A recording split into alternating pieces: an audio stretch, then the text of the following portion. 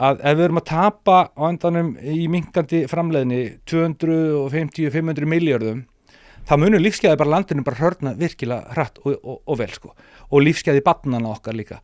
Þetta raunveruleiki og þeir skora núna bara á aðra miðla, stóru miðla, þegar þessi RÚV, út af hverju fjallaðir ekki þetta, út af hverju er fjallandi einhver titlingaskeitt hægri vinstri sem að þú veist, einhvern veginn, kynnið ykkur þetta, drullist þið til að kynna ykkur þetta og fjallið þetta og fjallið þetta þannig að þið takið þá fólk, fjallið þetta og talið við ráðherra, hann svari fyrir þetta, hann var nú kosinn meirihluta þjóðarinnar og fjallið. Hefur hann mætt í eitt viðtal? Nei, hann mættir ekki nein viðtal.